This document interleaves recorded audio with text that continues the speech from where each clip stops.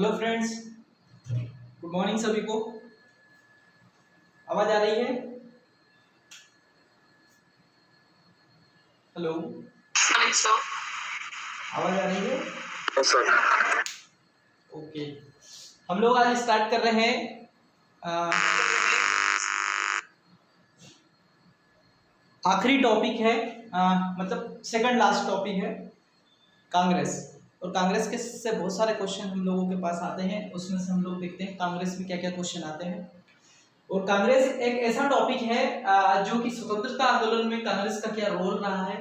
कांग्रेस ने अपने पूरे मतलब स्वतंत्रता आंदोलन जब से इसकी स्थापना हुई 1947 तक उसके क्या क्या रोल रहे हैं, कांग्रेस ने क्या क्या वर्क किया, कांग्रेस के लोगों ने क्या क्या वर्क किया है, उसके बारे में आज हमारी क्लास है। और निश्चित रूप से वनडे एग्जाम हुई या पीएससी की एग्जाम हुई, इसमें से कभी कभी जो क्वेश्चन आते हैं वो कभी डिफिकल्ट आ जाते हैं। तो निश्चित रूप से अगर आप इसको पढ़ेंगे तो ऐसा लगेगा नहीं। देखो, कांग्रेस की स्थापना के बारे में मैंने आपको बताया था कि जब हम 1857 की जो क्रांति है उस क्रांति के बारे में जब हम लोग पढ़ रहे थे तो मैंने आपको ये बोला था कि उसका परिणाम क्या हुआ। तो उसका परिणाम में हमने देखा था कि कई संगठनों का गठन हुआ, उसमें नए नए क्रांतिकारी बदलाव आए। तो उसमें से एक गठन हुआ था कांग्रेस का। वो कांग्रेस का जो गठन हुआ था वो कांग्रेस का गठन हुआ था 1857 की क्रांति के बाद, क्योंकि वो असफलता का कारण ही उसका ये था कि हमारे पास कोई एक मजबूत संगठन नहीं था। इसलिए ही क्या हुआ था कि जो हमारा 1857 की जो क्रांति थी वो असफल हुई थी। तो हम ये कह सकते हैं कि जब एक 1885 में वायसराय था लॉर्ड डफरिन, उसने एक सुझाव दिया। वो एक अच्छा सोचता था भारतीयों के बारे में, लेकिन उससे भी अच्छा सोचता था उस समय एक रिटायर्ड अंग्रेज अधिकारी था जिसका नाम एओ ह्यूम था, जिसे हम ऑक्टेवियन ह्यूम के नाम से जानते हैं। एलेन ऑक्टेवियन ह्यूम उसका फुल फॉर्म है, ठीक है। वो रिटायर्ड एक अंग्रेज अधिकारी था। उन्होंने भारतीयों को सुझाव दिया, जो भी भारतीय लोग अंग्रेजों के खिलाफ अपनी आवाज उठाते थे, उन्होंने बताया कि आप लोगों के पास एक संगठन होना चाहिए। तो ये संगठन होने के लिए उन्होंने एक चीज ये कही कि आप एक ऐसी संस्था बनाइए जहां पर सारे लोग उसके सामने मतलब उस संस्था के लिए काम करें और उस संस्था के माध्यम से आप अपनी आवाज को अंग्रेजों तक पहुंचा सको। अगर कोई सा भी एक संगठन होता है तो संगठन के माध्यम से अगर लोग कहीं पर अपनी बात पहुंचाते हैं तो वो जल्दी सुनी जाती है, बजाय आप अलग अलग जाके अपनी रिक्वेस्ट करें। तो ये सुझाव जब दिया गया तो कांग्रेस के गठन में, याद रखिएगा, लॉर्ड डफरिन के शासनकाल में। क्वेश्चन यहां से ये आता है कि कांग्रेस का जो गठन हुआ वो किस वायसराय के समय हुआ। तो लॉर्ड डफरिन 1884 से लेकर 1888 तक के शासनकाल 4 साल का था। उसमें 1885 में कांग्रेस की स्थापना हुई थी और कांग्रेस की स्थापना 28 दिसंबर 1885 को हुई थी। अब याद रखिएगा, कहीं पर 25 दिसंबर भी लिखा हुआ है, कहीं पर 28 दिसंबर भी लिखा हुआ है, इसलिए हो सके तो आप दोनों याद रखिएगा। या किसी ने, आप लोगों ने कहीं पढ़ा है क्या डेट है इसके लिए? कौन बताएगा? हेलो, 28 दिसंबर। 28 दिसंबर, ठीक है। कहीं पे 25 लिखा हुआ है तो कंफ्यूज मत होना आप लोग। 28 दिसंबर 1885 को एक रिटायर्ड अंग्रेज अधिकारी जिसका नाम एलन ऑक्टेवियन ह्यूम था, उसके संस्थापक के रूप में इसकी स्थापना की वायसराय लॉर्ड डफरिन था। उन्होंने कांग्रेस की स्थापना का सुझाव दिया। याद रखिएगा, सुझाव दिया लॉर्ड डफरिन ने। संस्थापक रहे इसके एलन ऑक्टेवियन ह्यूम और स्थापना हुई इसकी 28 दिसंबर 1885 को, ठीक है। अब ऐसा होता है कि जब कांग्रेस का गठन होता है तो जब कांग्रेस मतलब किसी भी संगठन का अगर गठन होता है तो उसका एक सम्मेलन होता है। वो सम्मेलन वार्षिक भी हो सकता है, वो सम्मेलन द्विवार्षिक भी हो सकता है, वो सम्मेलन 6 माही भी हो सकता है। तो ये सम्मेलन हर वार्षिक होता था, लेकिन इसका जो पहला सम्मेलन था, कहा जाता है कि 1885 में ये सम्मेलन जो था ये पुणे में होने वाला था सबसे पहले, लेकिन उस समय पुणे में वहां पर प्लेग जो बीमारी है वो फैली हुई थी, इसलिए उसको शिफ्ट किया गया बंबई में। और बंबई में एक जगह का नाम है जिसे हम गोकुलदास तेजपाल संस्कृत विद्यालय जो है, वहां पर इस कांग्रेस का पहला सम्मेलन हुआ था। और जो पहला सम्मेलन हुआ था उस पहले सम्मेलन के जो अध्यक्ष बनाए गए थे वो बनाया गया था डब्ल्यूसी बनर्जी, अर्थात हम इनको ये कह सकते हैं व्योमेश चंद्र बनर्जी को, ठीक है। तो यहाँ से क्वेश्चन ये आता है कि कांग्रेस का पहला सम्मेलन या कहाँ पर हुआ था? तो बंबई में हुआ था। बंबई में कहाँ पर हुआ था? तो गोकुलदास तेजपाल संस्कृत विद्यालय जो है वहां पर इसका पहला सम्मेलन हुआ था। उस सम्मेलन के प्रथम अध्यक्ष जो थे वो व्योमेश चंद्र बनर्जी थे। ठीक है, व्योमेश चंद्र बनर्जी या डब्ल्यूसी बनर्जी, जो भी आ जाए याद रखिएगा, एक ही नाम है। डब्ल्यूसी बनर्जी लिखा हुआ आ जाता है कभी कभी एग्जाम में, तो कंफ्यूज मत होना, और कभी कभी फुल नाम आ जाता है तो भी कंफ्यूज मत होना।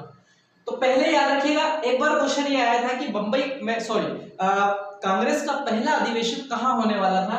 तो वो पुणे में होने वाला था, लेकिन पुणे से उसको शिफ्ट अंतिम समय में किया गया था, बंबई में किया गया था। तो दो तीन क्वेश्चन यहाँ से बनते हैं कि इसकी स्थापना किसने की? तो एलन ऑक्टेवियन ह्यूम ने की। किस वायसराय के समय हुई? लॉर्ड डफरिन के समय हुई। सुझाव किसने दिया था? तो लॉर्ड डफरिन ने दिया था। ये सबसे पहले कहाँ होने वाला था? तो पुणे में होने वाला था। बाद में ये कहाँ पर हुआ? तो बंबई में हुआ। बंबई में भी कहाँ पर हुआ? तो गोकुलदास तेजपाल संस्कृत विद्यालय में हुआ था। ठीक है, अब अगला क्वेश्चन यहाँ से बहुत सारे आते हैं कांग्रेस से कि इसका पहला अध्यक्ष कौन था, इसकी पहली महिला अध्यक्ष कौन थी, किसी बड़े जो सम्मेलन हुए उस सम्मेलन के समय इसका अध्यक्ष कौन था। इस टाइप से क्वेश्चन कांग्रेस में आते रहे। तो देखो, पहला याद रखिएगा कि पहला जो अंग्रेज अध्यक्ष था उसका नाम जॉर्ज यूले था। ये क्वेश्चन आता है, पहला अंग्रेज अध्यक्ष जो था वो जॉर्ज यूले था। एक क्वेश्चन तो ये आता है कि कांग्रेस का पहला अंग्रेज अध्यक्ष कौन था? तो जॉर्ज यूले था। ठीक है, एक फैक्ट तो यहाँ से याद रखना। पहला अध्यक्ष अगर आता है तो व्योमेश चंद्र बनर्जी थे। ठीक है, लेकिन क्वेश्चन यहाँ से आता है कि पहला अंग्रेज अध्यक्ष कौन था? तो पहला अंग्रेज अध्यक्ष जॉर्ज यूले था। अगर क्वेश्चन ये आता है कि पहला मुस्लिम अध्यक्ष कौन था? कौन था? कौन बताएगा? पहला मुस्लिम बदरुद्दीन तैयब है? बदरुद्दीन तैयब जी। हाँ, बदरुद्दीन तैयब जी करके जो व्यक्ति थे वो मुस्लिम के पहले अध्यक्ष थे। लेकिन यहाँ से क्वेश्चन ये आता है कि कांग्रेस का पहला युवा अध्यक्ष कौन था? कौन था? अबुल कलाम आजाद। मोहम्मद अबुल कलाम आजाद। ठीक है, अब्दुल कलाम को मत देखना है, मोहम्मद अबुल कलाम आजाद है। ठीक है, सबसे पहला युवा अध्यक्ष जो था वो मोहम्मद अबुल कलाम आजाद थे। और अगर मुस्लिम अध्यक्ष की बात करें तो बहरुद्दीन तैयब जी थे। तो दोनों में डिफरेंस है। यहाँ पर बात हो रही है पहले मुस्लिम अध्यक्ष की तो तैयब जी, और अगर बात आती है पहले युवा अध्यक्ष की तो युवा में कोई से भी वो हो सकता है, वो मुस्लिम हो सकता है, वो अंग्रेज हो सकता है, जो भी है। तो पहला युवा अध्यक्ष जिसे माना गया है वो मोहम्मद अबुल कलाम आजाद को माना गया है। वो सबसे पहले मतलब माना क्या गए हैं। ठीक है, फिर याद रखिएगा अगला फैक्ट इसमें आता है कि कांग्रेस की पहली महिला अध्यक्ष कौन थी? कौन थी कांग्रेस की पहली महिला? Annie Besant. ठीक है, कांग्रेस की पहली भारतीय महिला अध्यक्ष कौन थी? सरोजनी नायडू। ठीक है, गुड। देखो, पहली महिला अध्यक्ष तो श्रीमती एनी बेसेंट का नाम आता है, याद रखिएगा। ये कांग्रेस की पहली अध्यक्ष थी। लेकिन अगर क्वेश्चन ऐसा आता है कि कांग्रेस की पहली भारतीय महिला अध्यक्ष कौन थी? तो सरोजिनी नायडू, और इसे भारत की कोकिला के नाम से जाना जाता है। अब एनी बेसेंट का याद रखना, एनी बेसेंट भारतीय नहीं थी, एनी बेसेंट विदेशी थी, लेकिन कांग्रेस का अध्यक्ष उन्हें बनाया गया था। इसलिए आता है कि पहली महिला अध्यक्ष जो आती है वो एनी बेसेंट का नाम आता है, लेकिन भारतीय अध्यक्ष के रूप में सरोजनी नायडू का नाम आता है। और सरोजनी नायडू को भारत की कोकिला के नाम से जाना जाता है। भारत की कोकिला तो लता मंगेशकर साहब को भी कहा जाता है, याद है कि नहीं? लेकिन ये उसमें कहा जाता था कांग्रेस में। ठीक है, भारतीय महिला अध्यक्ष सरोजनी नायडू पहली। और ये भी याद रखिएगा कि इन्हें कब बनाया गया था, कभी कभी क्वेश्चन ये भी आ जाता है। तो ये 1925 में बनी थी, याद रखना, सरोजनी नायडू। ठीक है, सही बोल रहा है? जी सर। याद रखना आए सरोजनी नायडू 1925 में बनी। उसके पहले एनी बेसेंट बन चुकी थी 1916 के आसपास। पहली महिला अध्यक्ष एनी बेसेंट और पहली भारतीय महिला अध्यक्ष सरोजनी नायडू। अब देखो, बहुत सारे फैक्ट ऐसे आते हैं कि कांग्रेस के किस अधिवेशन में क्या बात हुई, उससे कभी कभी क्वेश्चन आता है। जैसे एक अधिवेशन हुआ था कांग्रेस का 1896 में। किसी का माइक ऑन है, आवाज वो लग रहा है। 1896 में कांग्रेस का अधिवेशन हुआ था कोलकाता में, याद रखना इसको।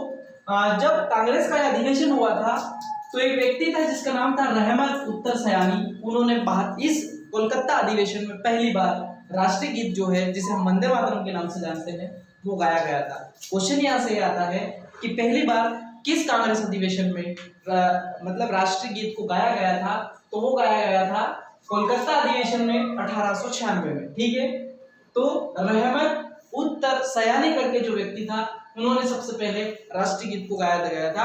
राष्ट्रीय गीत कहां से लिया गया है, तो आनंद मठ जो पुस्तक है उससे लिया गया है। ठीक है, किसकी पुस्तक है, कल मैंने बताया था किसकी पुस्तक, बोलो। बंकिम चंद्र चट्टोपाध्याय। बंकिम चंद्र चट्टोपाध्याय। एक ही व्यक्ति की आवाज आती है और बाकी तो बस सुनते रहते हैं। मेरा फोन पता नहीं क्यों डिस्कनेक्ट हो रहा बार-बार। क्या हो रहा, तो डिस्कनेक्ट हो रहा था, शायद नेटवर्क का प्रॉब्लम। अब भी हो रहा है क्या?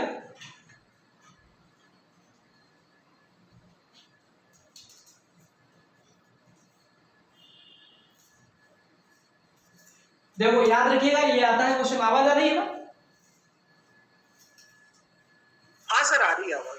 कांग्रेस का अधिवेशन हुआ 1896 में कोलकाता अधिवेशन में। उसमें राष्ट्रीय गीत पहली बार गाया गया था। राष्ट्रीय गीत लिया गया है आनंद मठ पुस्तक से। आनंद मठ पुस्तक है बंकिम चंद्र चट्टोपाध्याय की, और पहली बार इसको कांग्रेस अधिवेशन में गाया था रहमत उत्तर सयानी ने।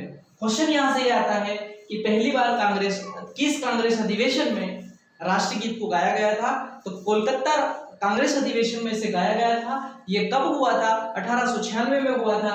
किसने गाया था? तो रहमत उत्तर सयानी करके जो व्यक्ति था, उसने सबसे पहले इसे गाया था। तो यहाँ से एक फैक्ट ये याद रखिएगा।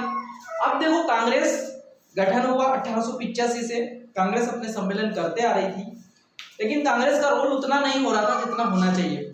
फिर क्या हुआ, 1905 में जो एक तरीके से बंगाल का विभाजन हुआ, आप लोगों ने देखा होगा। तो जब बंगाल का विभाजन हुआ, बंगाल का विभाजन इसलिए किया गया था कि वहां पर जो राष्ट्रीय आंदोलन जो है या स्वतंत्रता की जो एक आग है वो सबसे ज्यादा थी। तो 1905 में जब लॉर्ड कर्जन ने बंगाल का विभाजन किया और ये तर्क दिया कि हम प्रशासनिक आधार पर बंगाल का विभाजन कर रहे हैं, लेकिन उसके पीछे जो उनकी चाल थी वो चाल थी कि वहां पर जो एक जनजागरण था, एक जागृति थी जो थी, उसको खत्म करना था। और जनजागृति हिंदू और मुस्लिम दोनों की थी। तो उन्होंने एक चाल चली लॉर्ड कर्जन ने कि इसको हमको हिंदू और मुस्लिमों के बीच में क्या कर दी जाए, फूट डाल दी जाए। इसलिए लॉर्ड कर्जन ने 1905 में जब बंगाल का विभाजन किया था, और ये बंगाल का विभाजन करने के बाद पश्चिम बंगाल बना दिया गया और एक पूर्वी बंगाल बना दिया गया। जो मुस्लिम बाहुल्य क्षेत्र पूर्वी बंगाल था उसे बांग्लादेश के नाम से आज हम जानते हैं, वो पूर्वी बंगाल था। और हिंदू बाहुल्य क्षेत्र जो था उसे पश्चिम बंगाल के नाम से जानते हैं। तो यहां तक भी कांग्रेस इतना रोल में नहीं थी। लेकिन हुआ क्या, 1906 में मुस्लिम लीग की स्थापना हुई। ये मुस्लिम लीग की स्थापना जो हुई, ये मुस्लिम लीग की स्थापना जो थी, ये की थी आगा खां करके एक व्यक्ति था, वो तो इसका अध्यक्ष बना था। उन्होंने जब मुस्लिम लीग की स्थापना की, और ये मुस्लिम लीग की स्थापना हुई थी ढाका में, जो कि वर्तमान में बांग्लादेश की राजधानी है। तो यहाँ से एक संगठन बन गया दूसरा। जब बंगाल का विभाजन हुआ तो यहाँ से कांग्रेस फिर से सक्रिय होने लगी, और सक्रिय होने लगी तो 1907 में इसका एक अधिवेशन हुआ जिसे हम सूरत अधिवेशन के नाम से जानते हैं। और ये सूरत अधिवेशन ऐसा हुआ कि कांग्रेस ने पहली बार जनजागृति दिखाई दी और यहीं पर उसमें फूट पड़ गई, इसलिए इसको बोला जाता है कांग्रेस में फूट। और कांग्रेस में फूट कहां पर पड़ी थी, तो 1907 के सूरत में हुए अधिवेशन में पड़ी थी। और ये फूट इसलिए पड़ी थी कि कुछ लोग कांग्रेस के जो थे वो अंग्रेजों को मतलब उदारवादी तरीके से भगाने की कोशिश करते थे, और कुछ लोग डायरेक्ट उनसे फाइट करते थे। तो ये जब फूट पड़ी तो उसमें दो पार्ट बन गए, एक नरम दल और एक गरम दल। तो नरम दल जो था वो कांग्रेस की जो नीतियां थी उनका विरोध करते हुए आंदोलन के माध्यम से अंग्रेजों से अपनी बात रखता था, जबकि जो गरम दल था वो डायरेक्ट उनसे आर्मी की तरह फाइट करके क्या करते थे, वो युद्ध करने की कोशिश करते थे या अंग्रेजों से सामना करते थे। तो कांग्रेस की फूट से क्वेश्चन ये आता है कि सूरत अधिवेशन जो था वो कब हुआ था, 1907 में हुआ था। उसमें क्या हुआ था, तो कांग्रेस दो भागों में बढ़ गई थी, एक नरम दल और एक गर्म दल। अब यहाँ से क्वेश्चन ये भी आता है कि नरम दल के नेता कौन थे और गर्म दल के नेता कौन थे। तो नरम दल के नेता कौन थे बताएंगे, एक दो कोई भी नरम दल के नेता। लाला लाजपत राय, नरम दल। नरम दल बोल रहा हूं, लाला लाजपत राय तो गर्म दल के थे।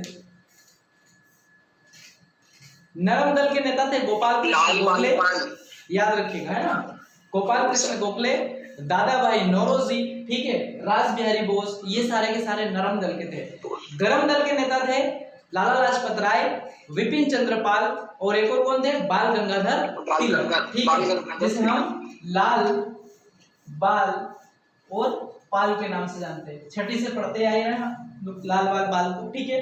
लाला लाजपत राय, बाल गंगाधर तिलक और विपिन चंद्र पाल जो थे ये गर्म दल के नेता थे। नरम दल के नेता में अगर आए तो दादा भाई नौरोजी, गोपाल कृष्ण गोखले, ठीक है, इन लोगों के नाम ज्यादा आते हैं उसमें। बाद में जब गांधी जी आए थे तो गांधी जी भी नरम दल के उसमें आते थे। तो यहाँ से क्वेश्चन ये आता है कि कांग्रेस का जो अधिवेशन हुआ था कांग्रेस के फूट में, उसमें जो फूट इसलिए पड़ी थी कुल मिला के कि कुछ लोग रास बिहारी बोस को अध्यक्ष बनाना चाहते थे और कुछ लोग अलग अध्यक्ष बनाना चाहते थे, और इसीलिए ये फूट पड़ी थी जब इसका अध्यक्ष बनाया गया रास बिहारी बोस को। लेकिन रास बिहारी बोस ने बाद में कांग्रेस को छोड़ दी, और कांग्रेस छोड़ने के बाद वो जापान चले गए और जापान में जाके उन्होंने एक संगठन की स्थापना की थी, ठीक है। उन्होंने जो सुभाष चंद्र बोस थे उनका साथ भी दिया था, ठीक है। तो कांग्रेस अधिवेशन का याद रखिएगा, सूरत अधिवेशन, और सूरत अधिवेशन में दो भागों में बटी, दो भागों में से नाम यहाँ से निम्नलिखित में से कौन गर्म दल के नेता है या कौन नरम दल के नेता है, यहाँ से ये क्वेश्चन भी आता है। तो एक तो ये याद रखना, अब जब सूरत अधिवेशन हुआ, सूरत अधिवेशन में कांग्रेस दो भागों में बट गई, तब तक अंग्रेजों ने फिर नई नई चालें चली। 1909 में उन्होंने एक अधिनियम लेकर आए जिसे हम भारत शासन अधिनियम 1909 बोलते हैं या मार्लियामेंटो सुधार के नाम से जानते हैं।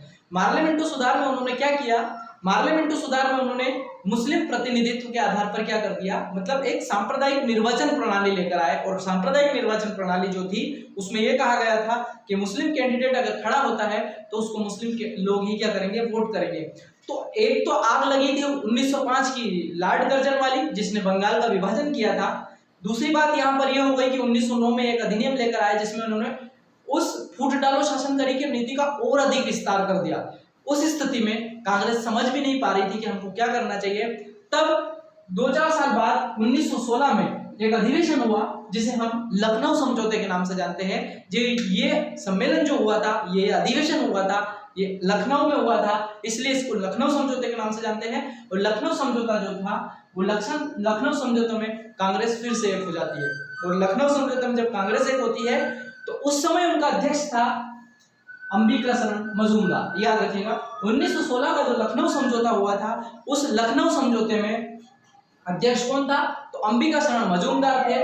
कांग्रेस फिर से दो भागों में जो बढ़ गई थी 1907 में, वो फिर से एक हो जाती है। और इसमें पूर्ण रूप से अगर देखा जाए तो अंबिका शरण मजूमदार ने उनकी अध्यक्षता में कांग्रेस एक हुई और फिर से उन्होंने अंग्रेजों के खिलाफ अपनी जो बात रखना थी उसको रखना स्टार्ट किया।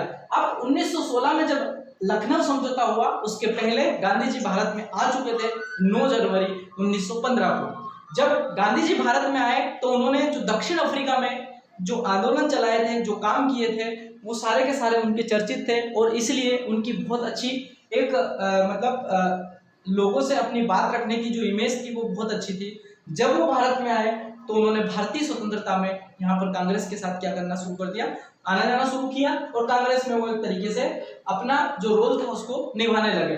तो उसी के परिप्रेक्ष्य में देखा जाता है कि कांग्रेस का एकीकरण गांधी जी के आने के बाद हुआ, और इस लखनऊ समझौते में कांग्रेस दो भागों में से फिर से एक हो गई। तो यहाँ से क्वेश्चन ये आता है कि लखनऊ समझौते का अध्यक्ष कौन था, तो अंबिका शरण मजूमदार थे। क्वेश्चन यहाँ से ये आता है कि लखनऊ समझौते का मुख्य इफेक्ट क्या है, तो कांग्रेस का एकीकरण है, ठीक है, याद रखिएगा।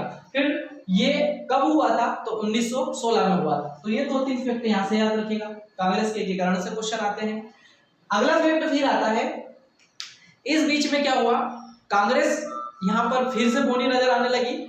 इसलिए नजर आने लगी क्योंकि कांग्रेस में सबसे पावरफुल व्यक्ति बनकर जो आने लगे वो नरम दल के नेता महात्मा गांधी थे, और महात्मा गांधी ने 1917 से ही, जो कि पहला उनका एक तरीके से आंदोलन था जिसे हम चंपारण आंदोलन के नाम से जानते हैं। बिहार का चंपारण नामक जगह पर एक रामचंद्र शुक्ल करके एक व्यक्ति था, स्थानीय नेता, उनके आह्वान पर चंपारण में जो 3 गठिया पद्धति थी वहां पर जो कि नील की खेती होना अनिवार्य थी, उस आंदोलन को उन्होंने सफल बनाया। 1917 में उन्होंने जो एक तरीके से खेड़ा आंदोलन था उसको सफल बनाया। 1918 में उन्होंने अहमदाबाद मिल मजदूर जो है उसको सफल बनाया। इस प्रकार से कांग्रेस के समर्थन के रूप में, या हम ये कह सकते हैं कि कांग्रेस के प्रतिनिधि के रूप में महात्मा गांधी ने अपने 3 आंदोलन को क्या कर लिया, सफल कर लिया। तो यहां से इस सफलता के पीछे कांग्रेस चल ही रही थी। अब बात यहां पर ये आती है कि कांग्रेस में फिर बाकी और चीजें क्या क्या हुई। तो याद रखिएगा एक चीज यहां पर छूट गई थी, स्वराज्य का प्रस्ताव सबसे पहले कांग्रेस लेकर आई थी 1906 में। ये फैक्ट भूल गया था मैं वहां पर, ये मुस्लिम लीग के उसमें आना चाहिए। स्वराज्य का प्रस्ताव 1906 में ये कोलकाता में अधिवेशन हुआ था और इसकी अध्यक्षता दादा भाई नौरोजी ने की थी। या हम ये कह सकते हैं कि दादा भाई नौरोजी के द्वारा स्वराज का प्रस्ताव दिया गया था। ये मुझे वहां पर बताना था मुस्लिम लीग में, मैं ध्यान से उतर गया, ठीक है, याद रखना। स्वराज्य का प्रस्ताव कौन लेकर आया था, तो दादा भाई नौरोजी लेकर आए थे। किस अधिवेशन में लेकर आए थे, तो कांग्रेस अधिवेशन कोलकाता में हुआ था। कब हुआ था, 1906 में हुआ था, ठीक है। तो एक फैक्ट यहां से ये भी याद रखना कि स्वराज का प्रस्ताव दादा भाई नौरोजी 1906 में कहां पे अधिवेशन में लेकर आए थे, तो कोलकाता अधिवेशन में लेकर आए थे। ये मुस्लिम लीग के स्थापना के बाद की बात है, ठीक है, याद रखिएगा, मुस्लिम लीग की स्थापना के बाद की बात है। आवाज क्लियर आ रही है? आगे चलते हम लोग चलते हैं कि कांग्रेस में आगे क्या हुआ। तो कांग्रेस में आगे एक स्वाधीनता का प्रस्ताव लेकर आए थे डॉक्टर अंसारी की अध्यक्षता में, ठीक है, 1928 में। स्वाधीनता का प्रस्ताव 1928 में कांग्रेस लेकर आई थी। उस समय इसके अध्यक्ष थे डॉक्टर अंसारी, याद रखिएगा, डॉक्टर अंसारी की अध्यक्षता में स्वाधीनता का प्रस्ताव। अब क्वेश्चन यहां से यह आएगा कि स्वाधीनता का प्रस्ताव कब लाया गया था, तो 1928 में लाया गया था। किसकी अध्यक्षता में लाया गया था, तो डॉक्टर अंसारी की अध्यक्षता में इसे लाया गया था। ये याद रखिएगा, क्योंकि कांग्रेस जब भी इसके सम्मेलन होते थे तो कुछ नए नए प्रस्ताव इसमें लाए जाते थे। तो स्वाधीनता का प्रस्ताव 1928 में डॉक्टर अंसारी की अध्यक्षता में लाया गया था। एक ये याद रखिएगा, ये फैक्ट भी आता है। एक है पूर्ण स्वराज्य का प्रस्ताव, इसके बारे में आप सब लोग बहुत अच्छे से जानते हैं। पूर्ण स्वराज्य का प्रस्ताव किसकी अध्यक्षता में आया था, कोई भी बोले। पूर्ण स्वराज्य का प्रस्ताव जवाहरलाल नेहरू, पंडित जवाहरलाल नेहरू की अध्यक्षता में आया था। जवाहरलाल नेहरू। अब इसमें क्या होता है, यहां से बहुत सारे क्वेश्चन आते हैं। कांग्रेस का एक अधिवेशन हुआ 1929 में और इसमें पहली बार पंडित जवाहरलाल नेहरू को कांग्रेस का अध्यक्ष बनाया गया था। यह अधिवेशन लाहौर में हुआ था, रावी नदी के किनारे हुआ था। दिसंबर 1929 को जब यह अधिवेशन हुआ था, तो जब पंडित नेहरू जी पहली बार इसके अध्यक्ष बने तो उन्होंने एक प्रस्ताव पास किया जिसे हम पूर्ण स्वराज्य का प्रस्ताव कहते हैं। अर्थात उन्होंने ये प्रस्ताव रखा था कि आने वाले 26 जनवरी से कांग्रेस जो है वो भारत में स्वतंत्रता दिवस मनाएगी। तो ये जो प्रस्ताव आया, इस प्रस्ताव को कांग्रेस ने पूर्ण बहुमत से पास किया और आने वाली 26 जनवरी 1930 से उन्होंने भारत में स्वतंत्रता मनाना शुरू किया था। तो यहाँ से क्वेश्चन ये आता है कि पूर्ण स्वराज्य का प्रस्ताव किस अधिवेशन में लाया गया था, तो लाहौर अधिवेशन में लाया गया था। किसकी अध्यक्षता में लाया गया था, तो पंडित जवाहरलाल नेहरू की अध्यक्षता में लाया गया था। उस प्रस्ताव को कब से लागू किया गया था, तो 26 जनवरी 1930 से लागू किया गया था। प्रस्ताव ये था कि हम पूरे भारत में 26 जनवरी से मतलब प्रत्येक 26 जनवरी को हम स्वतंत्रता दिवस मनाएंगे। मतलब कांग्रेस ने मान लिया था कि हम भारत को आजाद करा चुके हैं, ठीक है। तो ये भी याद रखिएगा, लाहौर अधिवेशन रावी नदी के किनारे जवाहरलाल नेहरू की अध्यक्षता में 1929 में। तो ये एक प्रस्ताव है, ये प्रस्ताव से भी क्वेश्चन आते हैं। तो आज की जो हमारी क्लास थी, ये जो बेसिक कॉन्सेप्ट थे कांग्रेस के, ये इसके अलावा और भी बचे हुए हैं। हम लोग अगर देखेंगे इसमें से एक फैक्ट ये आता है कि कांग्रेस का ऐसा पहला अधिवेशन जो एक ही बार हुआ, गांव में हुआ। कौन सा अधिवेशन था, एकमात्र अधिवेशन जो गांव में हुआ, कांग्रेस का एकमात्र अधिवेशन जो गांव में हुआ, कौन बताएगा? फैजपुर अधिवेशन 1937। क्या है? 1937 फैजपुर अधिवेशन, ठीक है। एक तो ये याद रखना कि कांग्रेस का एकमात्र अधिवेशन जो गांव में हुआ तो फैजपुर में हुआ। कांग्रेस का एकमात्र अधिवेशन जो मध्य प्रदेश में हुआ तो वो कौन सा है? कांग्रेस का एकमात्र अधिवेशन जो त्रिपुरी। मध्य प्रदेश में हुआ, त्रिपुरी 1939। त्रिपुरी, जिसे हम आज जबलपुर के नाम से जानते हैं, त्रिपुरी में 1939 को कांग्रेस का एकमात्र अधिवेशन मध्य प्रदेश में हुआ था। याद रखिएगा, ये भी क्वेश्चन आता है कि कांग्रेस का अधिवेशन एकमात्र जो जब मध्य प्रदेश में हुआ वो कहाँ हुआ था? तो त्रिपुरी में हुआ था, जिसे हम वर्तमान में जबलपुर के नाम से जानते हैं। एक क्वेश्चन यहाँ से आता है कि एकमात्र अधिवेशन जिसमें महात्मा गांधी ने अध्यक्षता की थी, कौन सा अधिवेशन था? सबको याद है?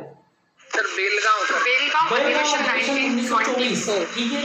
बेलगांव अधिवेशन 1924 में महात्मा गांधी ने कांग्रेस की अध्यक्षता की थी और उन्होंने हिंदी को बढ़ावा देने के लिए उसमें एक प्रस्ताव रखा था। तो याद रखिएगा, ये भी फैक्ट आता है कि किस अधिवेशन में महात्मा गांधी ने कांग्रेस की अध्यक्षता की थी। तो बेलगांव अधिवेशन जो 1924 में हुआ था उसमें महात्मा गांधी ने कांग्रेस की अध्यक्षता की थी।